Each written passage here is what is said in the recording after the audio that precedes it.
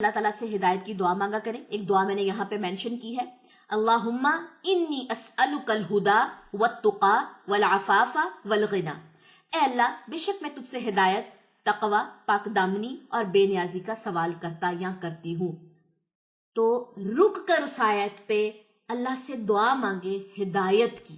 اللہ مجھے ہدایت دے دے، اللہ مجھے تقوی دے دے، اللہ مجھے پاک دامنی دے دے، اللہ مجھے بے نیاز کر دے اس دنیا سے.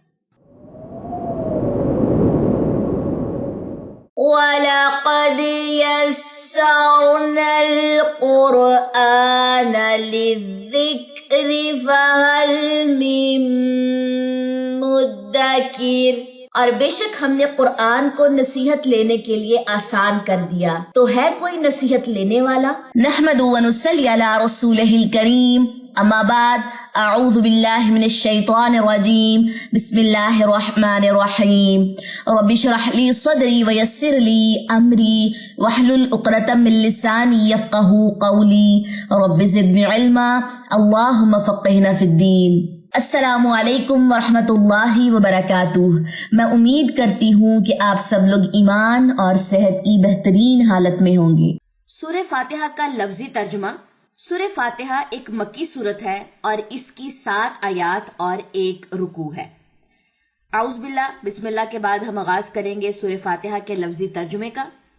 الحمد، سب تعریف، للہ، اللہ کے لیے ہے، ربی، جو رب ہے، العالمین، تمام جہانوں کا، الرحمن، بہت مہربان ہے، الرحیم، نہایت رحم کرنے والا ہے، مالکی، مالک ہے، یومی، دن کا، الدین، بدلے کے، ایاکا، صرف تیری ہی، نعبدو، ہم عبادت کرتے ہیں، اور ایاکا، صرف تیری ہی، نستعین، ہم مدد چاہتے ہیں. اہدنا، ہدایت دے ہمیں، الصراط، راستے، المستقیم، سیدھے کی، صراط، راستہ، الذین، ان کا جو، انعمت، انعام کیا تو نے، علیہم، جن پر، غیری، نہ، المغضوبی، ان کا جو غضب کیا گیا، علیہم، جن پر، اور لا، نہیں، الضالین، ان کا جو گمراہ ہے. لفظی ترجمے کے بعد اب آپ اس کی تلاوت سنیے. اعوذ باللہ من الشیطان الرجیم. بسم اللہ الرحمن الرحیم. الحمد للہ رب العالمین،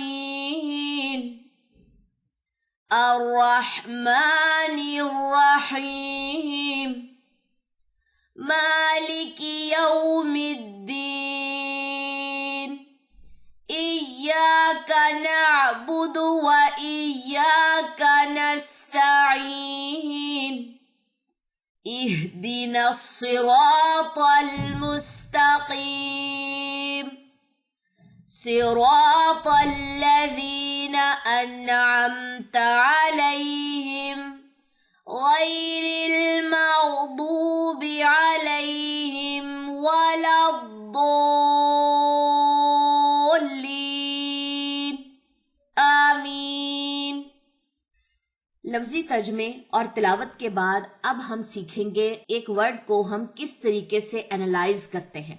ٹھیک ہے، کوئی بھی ہمارے پاس حرف ہے، ہم نے کتنے آسان طریقے سے اس کا ترجمہ جو ہے وہ یاد کرنا ہے. سب سے پہلے آیت نمبر 1 کی طرف چلیں گے. آیت نمبر 1 میں آپ دیکھیے کہ آپ کے پاس ایک حرف ہے. آپ یہ کہہ لیں کہ ایک لفظ ہے، یہ حرف بھی نہیں کہیں گے، اس کو ہم لفظ کہیں گے کہ یہاں پہ آیت نمبر 1 میں آپ کے پاس لفظ ہے الحمد. ٹھیک ہے، یہ پورا آپ کے پاس ایک حرف بنتا ہے الحمد. ہمارے پاس اسم معرفہ ہے، یعنی کہ کسی خاص چیز کی طرف اشارہ ہو رہا ہے، اور حمد تعریف ہے. یہ تعریف ایک عام ہستی کی تعریف نہیں بلکہ ایک بہت بڑی ہستی کی تعریف ہے جس کا اشارہ ہم آگے چل کے دیکھیں گے. الحمد، ال کا ترجمہ سمپل یہ سب معرفہ کے معنیوں میں آتا ہے اور حمد کہتے ہیں تعریف کو، یعنی کہ سب تعریف کس کے لیے ہے. یہاں پہ ہمارے پاس ایک لفظ آتا ہے للہ. لا جو ہے یہاں پہ فرسٹ والا جو لا ہے اس کو آپ الگ کر کے نکال لیجئے. لام کو آپ زیر کے ساتھ لکھ لیں، جس طریقے سے لکھ لیں، ٹھیک ہے. یہ آپ کے پروناؤنز ہیں، یہ آپ کے ضمائر ہیں جو آپ کو کا، کی، کے کا ترجمہ مہیا کریں گے. تو لام کی زیر ہے یہاں پہ، لام کا ترجمہ ہوتا ہے کے لیے. پورے قرآن میں جب بھی اس طریقے سے لام آئے گی، زیر کے ساتھ آ جائے، تو اس کا ترجمہ اگر آپ ایک دفعہ یاد کر لیں گے تو پورے قرآن میں اس کا ترجمہ کے لیے ہی ہوگا. اللہ، اللہ کا ترجمہ اگر آپ یاد کر لیں گے تو پورے قرآن میں اللہ کا ترجمہ اللہ ہی ہے. لام کا ترجمہ للہ، لل کے لیے، اللہ، اللہ کے لیے. الحمد، سب تعریف، للہ، اللہ کے لیے ہے.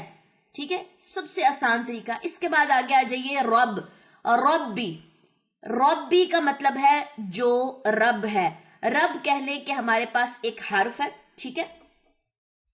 اب آپ ایک دفعہ رب کا ترجمہ یاد کریں گے تو پورے قرآن میں جب بھی رب آئے گا تو آپ کا ترجمہ آپ کو آلریڈی آتا ہوگا. کچھ ایسے دیکھیں، عربی کی جو زبان ہے اردو سے بہت زیادہ ملتی جلتی ہے. بہت سارے ایسے حروف ہیں، بہت سارے ایسے ورڈز ہیں جو ہم اردو میں بولتے ہیں لیکن ان کا عربک میں بھی سیم ترجمہ ہے. وہ آپ کو یاد کرنے کا ذرا بھی کہنے کے اس پہ پریشانی نہیں ہوگی، لیکن جو نیو وکیبلری ہے، جو نئے حروف ہیں، وہ ہم یاد کریں گے. ٹھیک ہے، تو ربی کا ترجمہ کیا ہوتا ہے؟ جو رب ہے. الحمد، سب تعریف، للہ، اللہ کے لیے ہے. ربی، جو رب ہے. العالمین، تمام جہانوں کا. ال اس معرفہ کی طرف اشارہ ہے، کسی خاص چیز کی طرف اشارہ ہے. علم کہتے ہیں ایک عالم کو، اور عالمین تمام جہانوں کو، جتنے بھی جہان ہیں. اگر زمین ہے، زمین کے علاوہ باقی بھی جتنے جہان ہیں، ان سب کا جو رب ہے وہ اللہ ہے. ٹھیک ہے، تو یا نون جو آپ کو یہ لاسٹ پہ نظر آ رہا ہے، یا نون کا اشارہ ہوتا ہے جمع کی طرف. اگر ہم واحد کی بات کریں تو یہ عالم ہے، یا عالم ہے، ایک واحد ہے. لیکن جب ہم نے تمام جہانوں کی بات یہاں پہ سیکھی تو یا نون جو لاسٹ پہ آپ کو نظر آ رہا ہے، یہ ہم آگے چل کے بھی دیکھیں گے. بار بار جب ریپیٹ ہوگا تو یہ چیز ذہن نشین ہو جائے گی. یا نون کا اشارہ کسی جمع بہت زیادہ کی طرف ہوتا ہے. یا نون، واو نون. ٹھیک ہے، یہ تھوڑی سی چیز آپ نے یاد رکھنی ہے. تو تمام جہانوں کا، یعنی کہ اللہ کی ہم تعریف بیان کرتے ہیں جو تمام جہانوں کا کیا ہے؟ رب ہے. اس کے بعد مزید جو آیت نمبر 2 میں ہمارے پاس تعریف آتی ہے، 2 صفاتی نام آتے ہیں. سب سے پہلے ہے الرحمن. اس کا ترجمہ کیا ہوتا ہے؟ بہت مہربان ہے. بسم اللہ میں بھی یہ دونوں ورڈز آتے ہیں نا. الرحمن بہت مہربان ہے، الرحیم نہایت رحم کرنے والا ہے. یعنی کہ دونوں کے جو ترجمے ہیں ملتے جلتے ہیں، لیکن فرق کیا ہے؟ دیکھیں، اللہ مہربان ہے اور رحم کا مطلب کیا آتا ہے کہ اگر ہم دن میں ایک گناہ کیا، پھر اللہ سے معافی مانگ لی، اللہ نے معاف کر دیا. پھر ہم نے دوسرا گناہ کیا، پھر ہم نے اللہ سے اللہ بار بار رحم کرتا ہے. اللہ کی جو صفت ہے الرحمن کے بعد جو الرحیم کی صفت ہے، اس کا مطلب کیا ہے کہ اللہ وہ ذات ہے، اللہ کی ذات ایسی ذات ہے جو اپنے بندوں پہ نہایت مہربان ہے. اور اگر ان سے گناہ سرزد ہو جائے اور وہ اللہ سے معافی مانگے تو اللہ تعالیٰ کہتے ہیں کہ میں اپنے بندوں پہ بار بار رحم کرنے والا ہوں. ٹھیک ہے، تو دونوں کا ترجمہ مختلف ہے. نیکسٹ ہے جی آیت نمبر 3. مالکی، مالک ہے، یعنی کہ اللہ کے پاس اختیار ہے، ملکیت ہے. مالک کا ترجمہ مالک ہے. ٹھیک ہے، آپ نے اس کو یاد کرنا ہے. یہ پراپر ایز اٹ از آپ کو یاد کرنا پڑے گا. یہ کوئی ضمیر نہیں ہے، پروناؤن نہیں ہے کہ آپ نے ایک دفعہ یاد کیا تو دوبارہ نہیں کرنا پڑے گا. یہ پراپر جو وکیبلریز ہیں، جو پورے حرف ہیں، ان کے ترجمے ایز اٹ از آپ نے یاد کرنے ہیں. نیکسٹ آئیے یوم. اردو میں بھی یوم کا لفظ آپ نے سنا ہوگا اور عربی میں بھی سیم ہے. یوم کہتے ہیں دن کا. الدین بدلے کے دن کا. بدلے کے دن سے مراد یہاں پہ قیامت ہے. یہاں پہ چھوٹا سا کر کے قیامت لکھ لیں. ٹھیک ہے، الدین بدلے کے دن کا مالک ہے، قیامت کے دن کا مالک ہے۔ نیکسٹ آ جائیے آیت نمبر 4 کی طرف۔ آیت نمبر 4 میں ہے جی ایاکا، صرف تیری ہی۔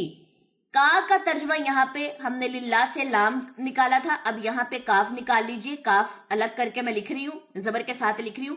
کا ترجمہ ہے تیری ہی، تمہاری ہی، تجھے ہی۔ اس طریقے کے معنیوں میں یہ والا جو کاف ہے یہ استعمال ہوگا۔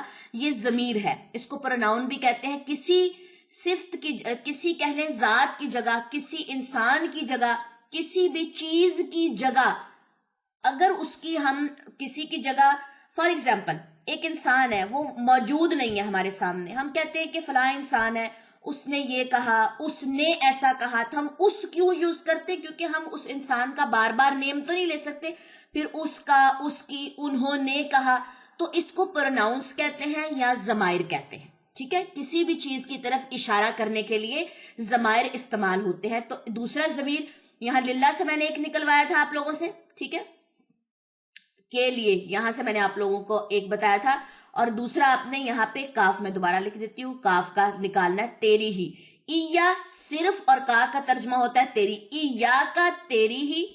نعبدو، نون کا ترجمہ ہوتا ہے ہم، جہاں پہ بھی آپ کو نون ملے گا اس کا ترجمہ ہم ہی ہوگا۔ عبد کہتے ہیں عبادت سے نکلا ہے، نعبدو ہم عبادت کرتے ہیں، صرف تیری ہی ہم عبادت کرتے ہیں۔ وا، اور یہ بھی ضمیر ہے، اس کو بھی نوٹ کر لیں، وا اور ایاکا، صرف تیری ہی۔ یہاں پہ بھی سیم جیسے میں نے آپ کو بتایا، کا ترجمہ تیری ہی اور ایاکا صرف۔ نستعین، نون کا ترجمہ کیا ہوگا؟ ہم، آن سے یہ ورڈ نکلا ہے، آن کہتے ہیں مدد کو، اور یا نون کا اشارہ زیادہ کی طرف ہے، ہم مدد چاہتے ہیں، ہم سب جتنے انسان ہیں، جتنی مخلوق ہے، ان سب کی طرف اگر ہم نے اشارہ کرنا ہے تو یا نون کی یہاں پہ جو کہہ لیں کہ یہ یا نون کا صیغہ یہاں پہ یوز ہوگا۔ ٹھیک ہے، نستعین ہم مدد چاہتے ہیں، اہدنا ہدایت دے، نا کا ترجمہ ہے ہم یا ہمیں، ہمیں ہدایت دے یا ہدایت دے ہمیں۔ ٹھیک ہے، یہاں تک نوٹ کر لیں۔ نیکسٹ آ جائیے، نیکسٹ ہے جی الصراط، راستہ۔ الصراط ایک ورڈ ہے، ایک حرف ہے، اس کا ترجمہ یاد کرنا ہے، وکیبلری ہے یہ، راستے۔ المستقیم، سیدھے کی، یہ بھی آپ کہہ لیں کہ یہ آپ کے پاس پراپر ایک کہہ لیں ورڈ ہے، ایک حرف ہے، آپ نے اس کا ترجمہ بھی ایز اٹ از ہی یاد کرنا ہے، سیدھے کی۔ ہدایت دے، یہ بھی ایک ورڈ ہے، الصراط راستہ، راستے، المستقیم سیدھے کی، اور نہ یہاں پہ ہمارے پاس ضمیر ہے کہ اب ہم اتنے لوگوں کا نام تو نہیں لے سکتے، تو ہم اشارہ کرتے ہیں، ہمیں ہدایت دے، ہم سب کو ہدایت دے۔ کتنے لوگوں کا ہم نام لکھ سکتے ہیں، کتنی مخلوقوں کا نام لکھ سکتے ہیں، بلکہ ہم نے اس کی بجائے اشارہ کر دیا، ہدایت دے ہمیں، الصراط راستے، المستقیم سیدھے کی۔ اب وہ راستہ کیسا ہو؟ سوال یہاں پہ یہ پیدا ہوتا ہے، صراط راستہ، الذین ان کا، انعمتا انعام کیا تو نے۔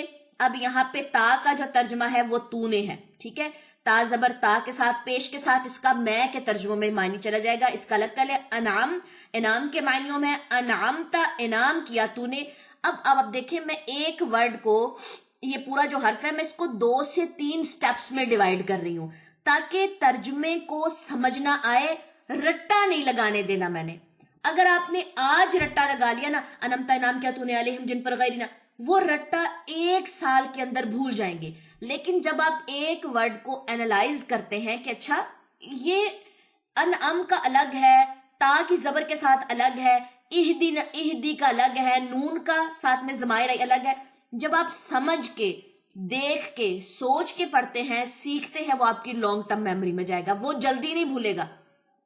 مجھے ترجمہ تفسیر کیے 9 سال ہو گئے، لیکن مجھے آج بھی ایسے ہی فریش ہے جیسے میری ٹیچر اس وقت بورڈ پہ کھڑے ہو کے ہمیں ضمائر لکھوا رہی ہے، مجھے ایز اٹ از ویسے ہی پتا، کیونکہ کس طریقے سے ایک ورڈ کے سٹیپس بنائے جاتے ہیں، پھر ان کو مائنڈ کے اندر اسٹوڈنٹ کے ڈالا جاتا ہے۔ یہ کوئی کہہ لے کہ ایک ٹائم ٹیکنگ نہیں ہے، بلکہ یہ ضروری ہے آپ کی میموری کے لیے کہ آپ ایک سورت کے ترجمے کو کتنی دیر تک اپنے حافظے میں رکھ سکتے ہیں، رٹا نہیں لگانا، ٹھیک ہو گیا. نیکسٹ آ جائے علیہم جن پر. علیہم کا ترجمہ پورے قرآن میں جن پر، ان پر، ان پر آئے گا. ٹھیک ہے، اس کو بھی یاد کریں.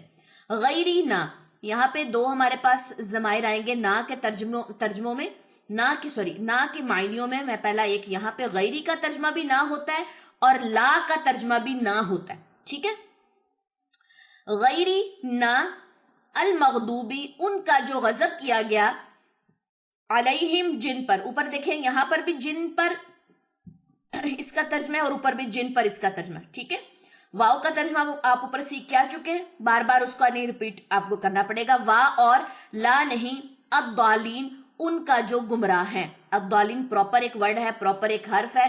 اس کو بھی آپ لوگوں نے اچھے طریقے سے کہہ لیں کہ اس کا بھی ترجمہ، اس کا بھی ترجمہ. یہ جو پراپر ایک ہمارے پاس حرف ہے، ان کے ترجمے اچھے سے کرنے. باقی ضمائر ان کو سپورٹ کرتے ہیں، اشارے کے لیے استعمال ہو رہے ہوتے ہیں. ٹھیک ہے جی، یہ ہو گیا آپ لوگوں کا لفظی ترجمے کا ورڈ انالیسس.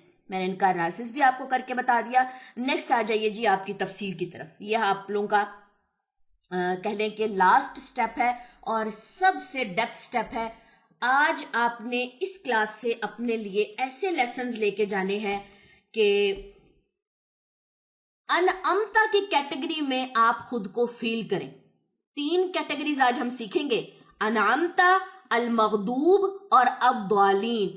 میں کس کیٹیگری میں فال کرتی ہوں؟ میں اپنے آپ کو اگر دیکھوں کہ پورے دن میں جو بھی عمل کرتی ہوں، میں ان تینوں کیٹیگریز میں سے کس میں آتی ہوں؟ آج سورہ فاتحہ سے ہم نے یہ اسباق سیکھ کر جانے ہیں. چلیں جی، کاپی پینسل اپنی ریڈی کر لیں، سٹارٹ کرتے ہیں جی آج کی تفسیر. آج ہے جی ہمارے پاس سورہ فاتحہ کی تفسیر. تو سب سے پہلے ہم نے سورہ فاتحہ کا جو لفظ ہے، یہ اس کا جو سورت کا نام ہے، اس کے مختلف مزید نام بھی موجود ہیں اور اس کے معنی بھی ہم سیکھیں گے. سورہ فاتحہ کا سب سے پہلا نام جو ہماری کتابوں میں لکھا ہے وہ کیا ہے؟ فاتحہ. اس سورت کو فاتحہ اس لیے کہا جاتا ہے کہ اسے قرآن مجید کے آغاز میں لکھا جاتا ہے اور ساتھ ہی ساتھ نمازوں کے شروع میں قرات کی ابتدا بھی اسی سے کی جاتی ہے. تو اس وجہ سے اس سورت کا نام سورہ فاتحہ ہے. آغاز کے لیے، شروعات کے لیے، فتح سے ورڈ نکلا ہے. تو سب سے پہلا نام آپ کے سامنے کیا آتا ہے؟ فاتحہ. سورہ فاتحہ کا دوسرا نام ام الکتاب، ام القرآن اور سبع مثانی ہے. جمہور کے نزدیک اسے ام الکتاب کے نام سے بھی موسوم کیا جاتا ہے، یعنی کہ اس نام سے بھی یہ مشہور ہے. جمہور کہتے ہیں جتنے بھی جو ہمارے مفسرین ہیں، وہ جب بیٹھتے ہیں ان کا ایک کسی بات پہ اجتہاد ہوتا ہے، کسی بات کے اوپر وہ بالکل کہنے کے جمع ہو جاتے ہیں جمہور زیادہ کے نزدیک. ٹھیک ہے، تو اس کے بارے میں ہمارے پاس ریفرنس کہاں سے آتی ہے؟ رسول اللہ صلی اللہ علیہ وسلم نے فرمایا کہ سورہ فاتحہ ام القرآن، ام الکتاب اور سبع مثانی. سبع مثانی کا مطلب یہاں پہ سیکھ لیجیے، اس کا مطلب ہوتا ہے بار بار پڑھی جانے والی 7 آیات. سبع 7، مثانی بار بار دہرائی جانے والی، سبع مثانی بار بار دہرائی جانے والی 7 آیات. ٹھیک ہے، یہ اس کا دوسرے نمبر پہ. اس کو میں مزید آپ لوگوں کے آسانی کے لیے کچھ زوم اور کرتی ہوں. اوکے ہاں ٹھیک ہے، یہ والا زوم بھی زیادہ بیسٹ ہے.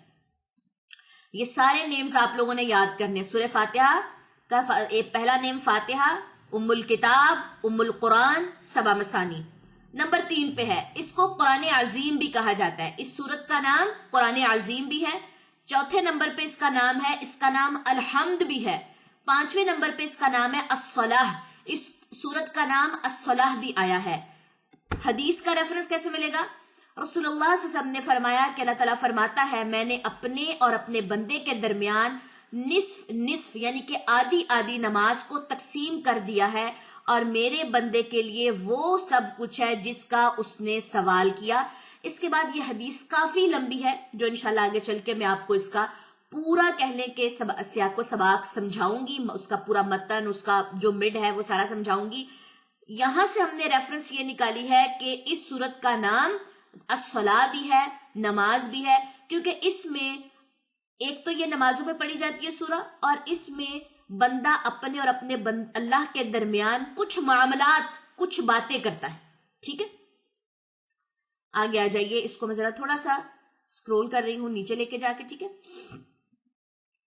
اس حدیث میں فاتحہ کو الصلاۃ یعنی کہ نماز کے نام سے موسوم کیا گیا، یعنی کہ بتایا گیا کہ اسے نماز میں پڑھنا شرط ہے۔ نمبر 6 پہ اس کا نام ہے، اسے رقیہ یعنی کہ دم بھی کہا جاتا ہے۔ اس لیے حضرت ابو سعید خدری رضی اللہ عنہ سے مروی ہے، حضرت ابو سعید صحابی ہیں جو رسول اللہ صلی اللہ علیہ وسلم سے علم سیکھا کرتے تھے، مروی سے مراد ہے مراد ہے، یہ کہتے ہیں صحیح حدیث میں ہے کہ جب ایک آدمی نے بچھو کے ڈسے ہوئے شخص کو سورہ فاتحہ کے ساتھ دم کیا تو رسول اللہ صلی اللہ علیہ وسلم نے اس سے فرمایا کہ تمہیں معلوم ہے کہ یہ سورت دم ہے، یعنی کہ یہ بات تمہیں کیسے پتا چلی؟ رسول اللہ صلی اللہ علیہ وسلم نے یہاں پہ کوشچن مارک ہے، یہاں پہ پوچھا کہ تمہیں کیسے معلوم کہ یہ سورہ ایز اے دم بھی استعمال ہوتی ہے، رقیہ بھی استعمال ہوتی ہے؟ آپ کے بچے ضد کر رہے ہیں، آپ کے بچے رو رہے ہیں، یا آپ کو تھوڑا سا فیل ہو رہا ہے، چڑچڑاپن محسوس ہو رہا ہے، سر میں درد ہے، تو اس سورہ کو پڑھ کے دم کریں۔ یہ رقیہ کے طور پر بھی، دم کے طور پر بھی پڑھی جاتی ہے۔ ٹھیک ہو گیا؟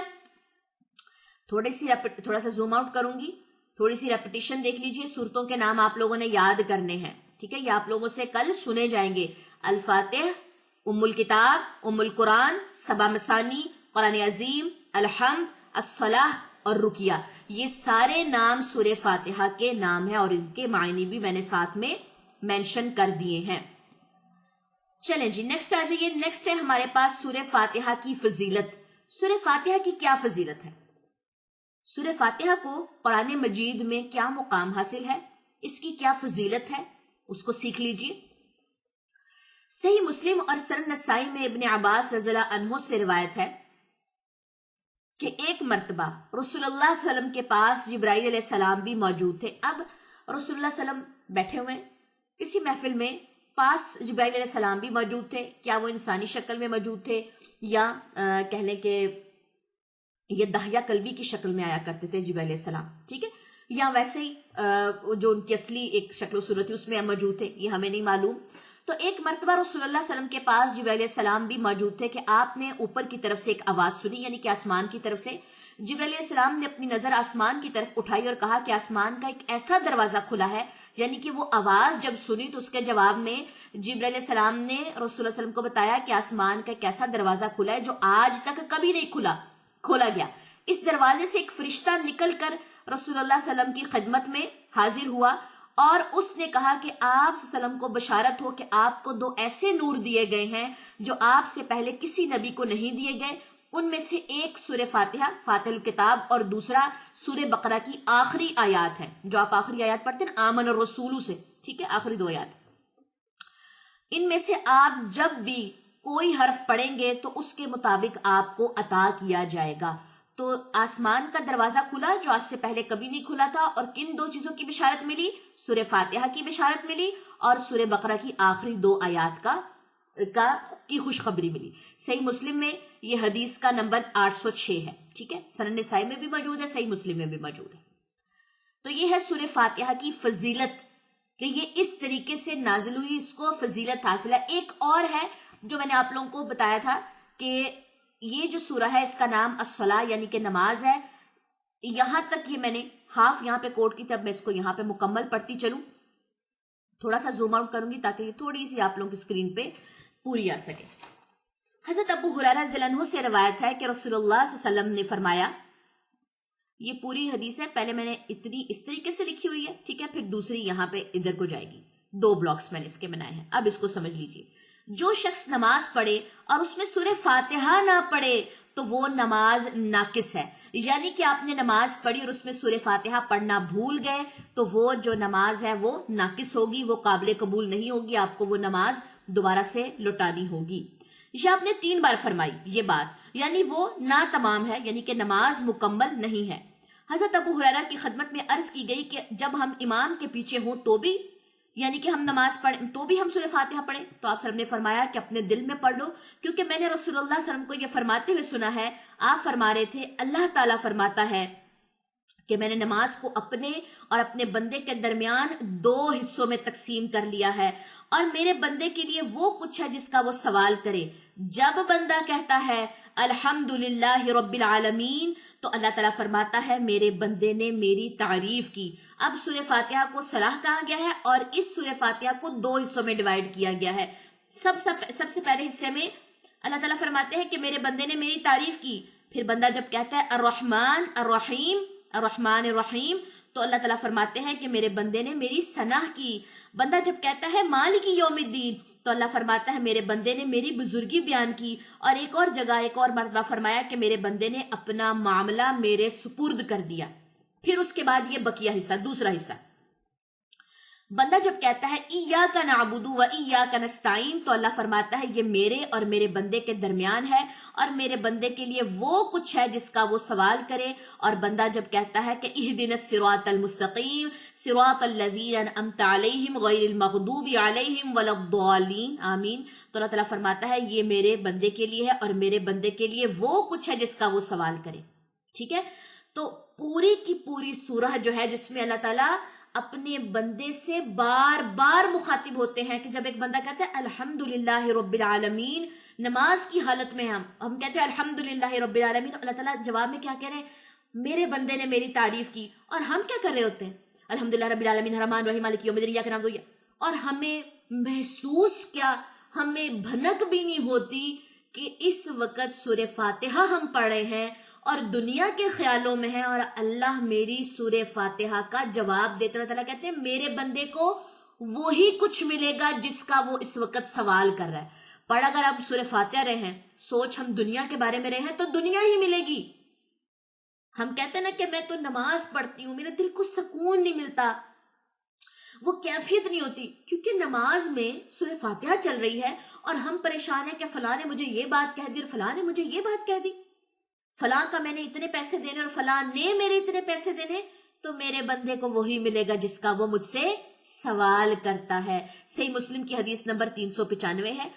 تو اس حدیث میں اپنے لیے ریفلیکشنز نکالیں اپنے لیے چیزیں نکالیں کہ میں نے اپنے تمام معاملات اللہ کے سپرد کر دیے اور نماز میں سارے خیالات ایک سائیڈ پہ رکھ دیں.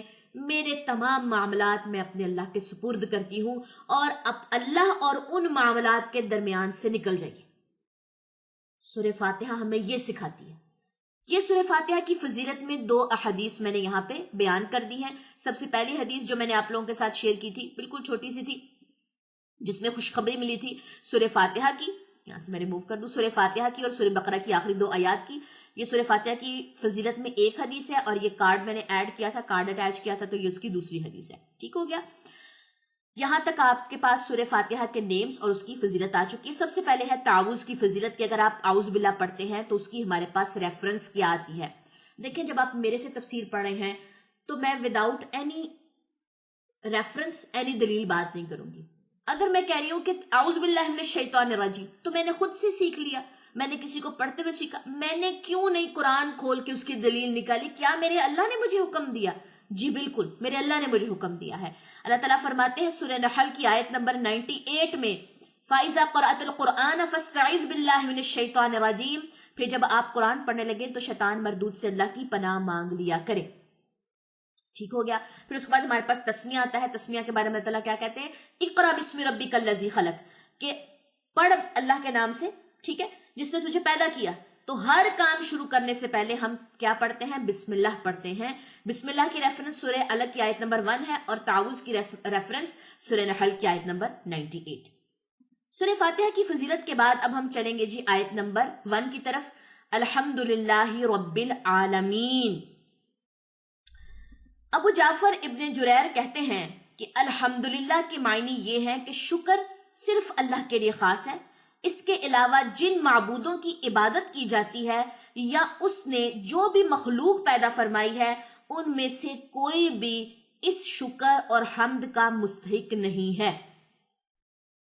الحمد سب تعریف للہ اللہ کے لیے ہے. الحمدللہ سب تعریف اللہ کے لیے ہے. مزید ابن جریر رحمت اللہ کہتے ہیں کہ الحمدللہ ثنا کا کلمہ ہے.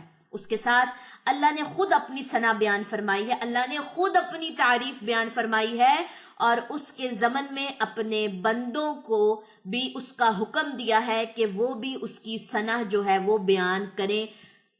ٹھیک ہے تو اللہ نے خود فرمایا الحمدللہ اور بندوں کو بھی یہ کہا کہ میری ثنا بیان کرو میری تعریف بیان کرو کیونکہ میں تمام جہانوں کا رب ہوں. ابن جریر رحمت اللہ نے یہ بھی کہا کہ کہا جاتا ہے کہ الحمدللہ کہنے سے اللہ تعالیٰ کے اچھے نام اور بلند صفات کے ساتھ اس کی ثنا ہے، یہ اس کی تعریف ہے، اور الشکر اللہ کہنے سے اس کی نعمتوں اور اس کے احسانات کے ساتھ اس کی ثنا۔ جب آپ شکر کرتے ہیں، اللہ کا شکر بیان کرتے ہیں، اللہ کی حمد بیان کرتے ہیں، الحمدللہ اللہ تیرا شکر ہے، تو ہم اس کے انعامات، اس کی نعمتوں اور اس کے احسانات کے ساتھ اس کی ثنا بیان کرتے ہیں۔ ٹھیک ہے، اس کے بعد مزید حمد کو انہینس کرنے کے لیے، اس لفظ کو سمجھنے کے لیے دو چیزوں کو سمجھ لیں۔ دیکھیں، ہم اپنے فرینڈس کی بھی تو تعریف کرتے ہیں، ہم اپنی امی کی بھی تو تعریف کرتے ہیں، ابو کی بھی تعریف کرتے ہیں، اپنے بہن بھائیوں کی تعریف کرتے ہیں، اپنے شوہر کی، اپنے بچوں کی، تو کیا ہمیں ان کی تعریف نہیں کرنی چاہیے؟ کیا صرف تعریف اللہ کی ذات کی کرنی چاہیے؟ اگر آپ نے اللہ کی ذات کی تعریف کرنی ہے تو اس کے لیے حمد کا لفظ آئے گا، صرف اللہ کی تعریف۔ اور جب بندوں کی، مخلوق کی، چیزوں کی، چاہے وہ جاندار ہے چاہے وہ بے جان مخلوق ہے، اسے کہتے ہیں مدح۔ کیا کہتے ہیں؟ مخلوق کے لیے لفظ آئے گا مدح کا، اور صرف اللہ کی ذات کے لیے آتا ہے حمد کا لفظ۔ ابن عباس رضی اللہ عنہ فرماتے ہیں کہ الحمدللہ کلمہ شکر ہے، جب بندہ کہتا ہے الحمدللہ تو اللہ تعالیٰ فرماتا ہے کہ میرے بندے نے میرا شکر ادا کیا ہے۔ تفسیر ابن حاتم کی 1 جلد ہے میرے خیال میں، 26ویں نمبر پہ آئے گی۔ ٹھیک ہے جی، تو جب ہم الحمدللہ کہتے ہیں تو اللہ کو یہ بہت پسند ہے، اللہ تعالیٰ کہتے ہیں میرے بندے نے میرا شکر ادا کیا ہے۔ نیکسٹ ہے الحمدللہ کی تفسیر پڑھنے کے بعد، اس کی وضاحتیں پڑھنے کے بعد رب العالمین کی طرف آ جائیے۔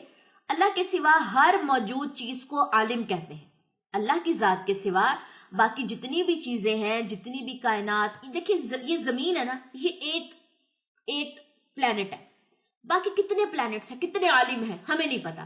اللہ کے سوا ہر موجود چیز کو عالم کہتے ہیں۔ ہمیں نہیں معلوم کہ زمین کے علاوہ اور کتنے عالم ہیں۔ اللہ کی ذات ہر عالم کا رب ہے، تو ہم کسی عام ذات کی تعریف نہیں کر رہے، ہم اس اللہ کی تعریف کر رہے ہیں جو تمام جہانوں کا رب ہے۔ رب کے 3 معنی آتے ہیں۔ سب سے پہلا معنی ہے خالق، دوسرے نمبر پہ رب کا مطلب ہے مالک، اور تیسرے نمبر پہ رب کا مطلب ہے مدبر۔ خالق کہتے ہیں پیدا کرنے والے کو، مالک کہتے ہیں ملکیت والے کو، اور مدبر کہتے ہیں تدبیر کرنے والے کو، یعنی کہ جو پلانر ہے۔ تو اللہ ہمیں پیدا کرتا ہے، ہمارا مالک ہے اور پلانر ہے۔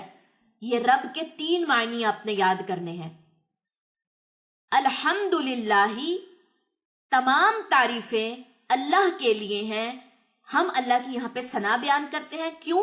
رب العالمین، کیونکہ اللہ اس پورے عالم کو پیدا کرنے والا ہے، اس کا مالک ہے، اور ان کی تدبیر کرتا ہے، پلانر ہے، پلاننگز کرتا ہے۔ ٹھیک ہے، تو یہ ہے ہمارے پاس آیت نمبر 1۔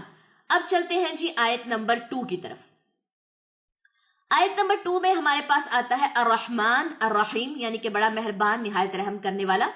یہ دونوں نام اللہ کی رحمت سے جڑے ہوئے ہیں۔ اس کے بعد ہمارے پاس حدیث ہے، جو میں نے اورنج کلر سے یہ مارک کی ہے، یہ ساری احادیث ہے۔ اللہ کی رحمت کے 100 حصے ہیں، یہ بات جان لیجیے، اللہ کی رحمت کے 100 حصے ہیں، ایک دنیا میں ہے اور 99 حصے آخرت کے لیے۔ اللہ اپنی اس رحمت کے ساتھ لوگوں کو معاف کرے گا اور جنت میں داخل کرے گا قیامت کے روز۔ 2 طرح کی رحمت ہوتی ہے، رحمت کے 2 حصے ہیں، رحمت عام اور رحمت خاص۔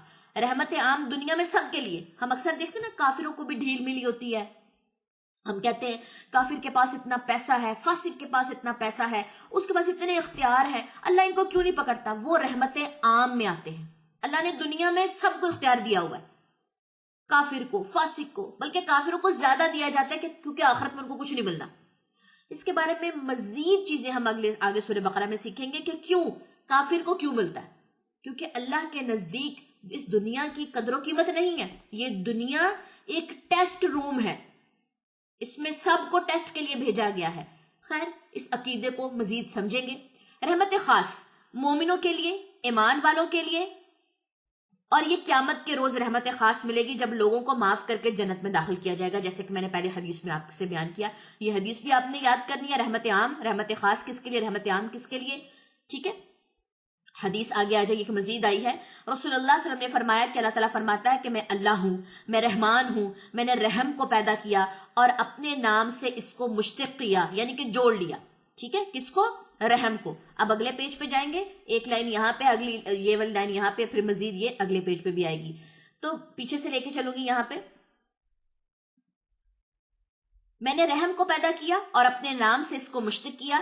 جس نے اسے ملایا, کس کو ملایا؟ یعنی کہ رشتوں میں, معاملات میں رحم کو ملایا, میں اسے ملاؤں گا.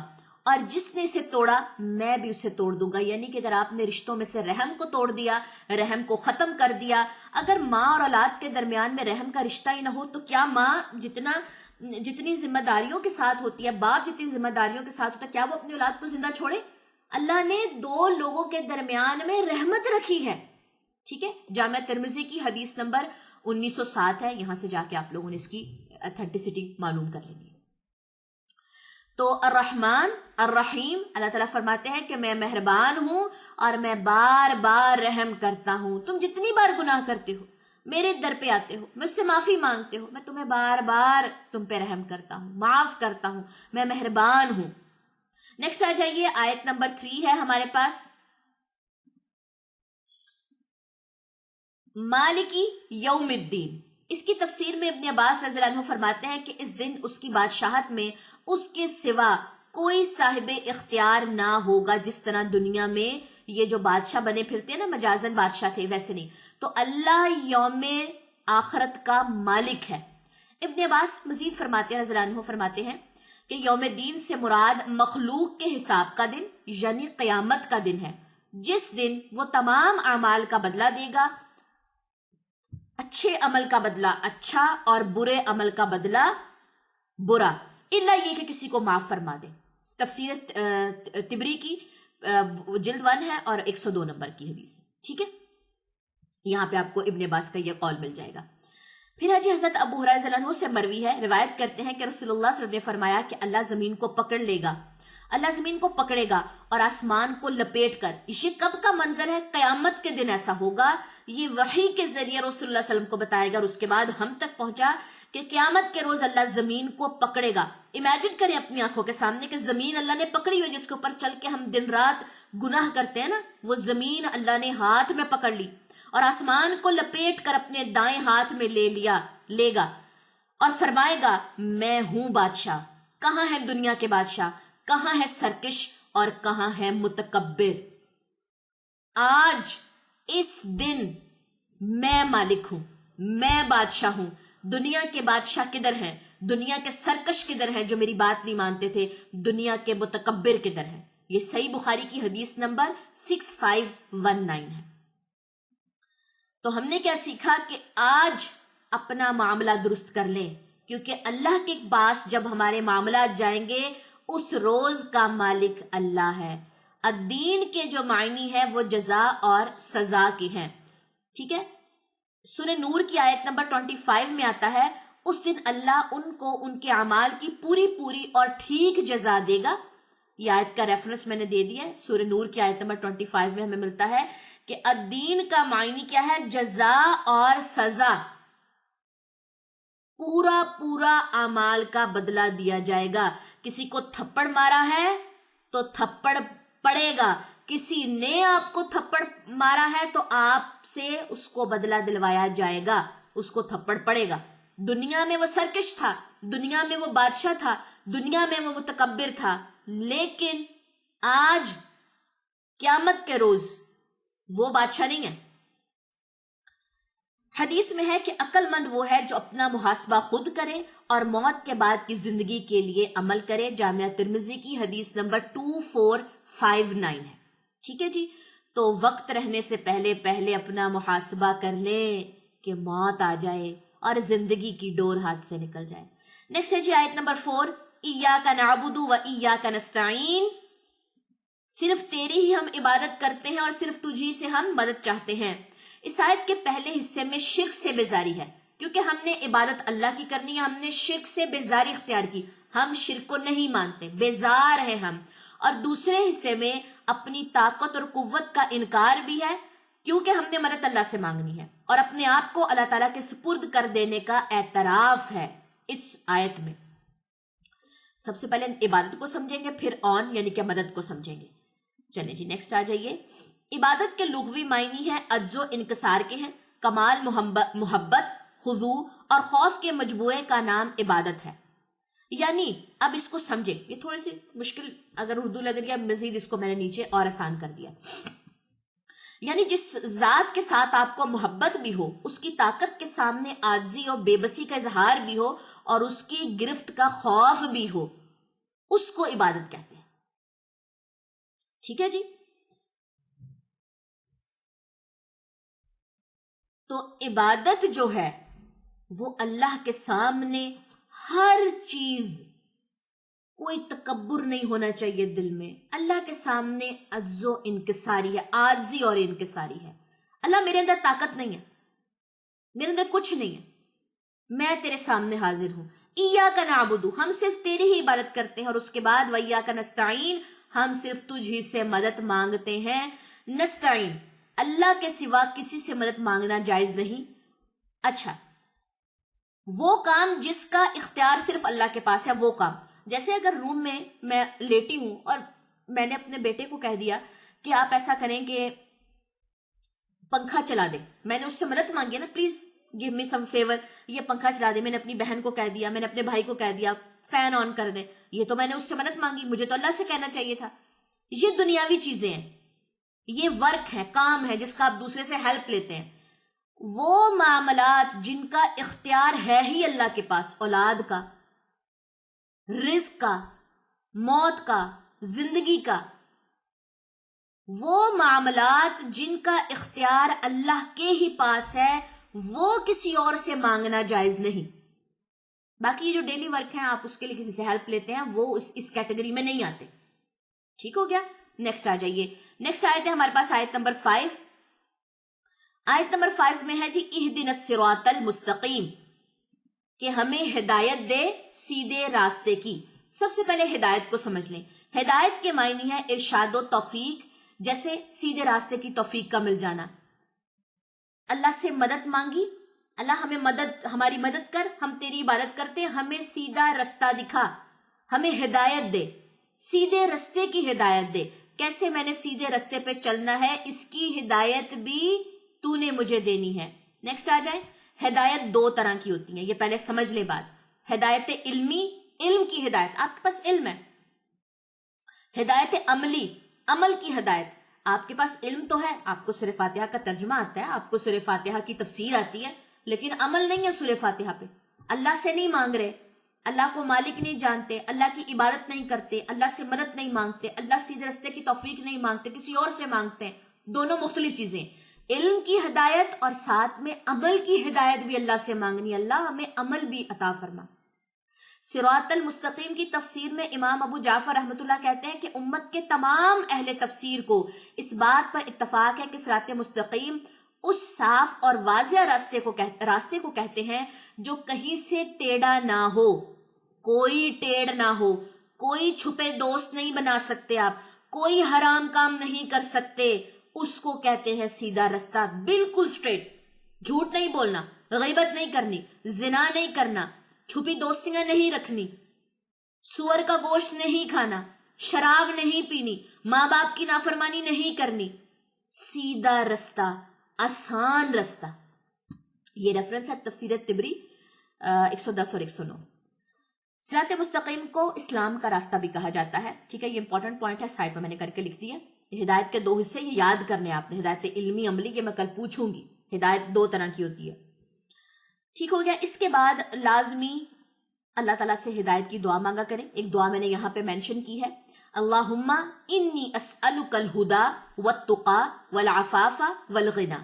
اے اللہ، بے شک میں تجھ سے ہدایت، تقوی، پاک دامنی اور بے نیازی کا سوال کرتا یا کرتی ہوں.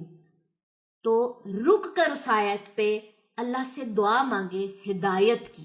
اللہ مجھے ہدایت دے دے، اللہ مجھے تقوی دے دے، اللہ مجھے پاک دامنی دے دے، اللہ مجھے بے نیاز کر دے اس دنیا سے. بچے بن جائیں اللہ کے سامنے. اللہ میرے پاس کچھ نہیں ہے، میں خود اپنی آپ کی دشمن ہوں، مجھے تو اپنے نفس سے اپنے آپ کو بچانا نہیں آتا. نیکسٹ آ جائیے آیت نمبر 6 کی طرف. آیت نمبر 6 میں ہے جی صراط الذین انعمت علیہم غیر المغضوب علیہم ولا الضالین. آمین. ٹھیک ہے، 3 حصوں میں یہ آیت جو ہے وہ ڈیوائیڈڈ ہے.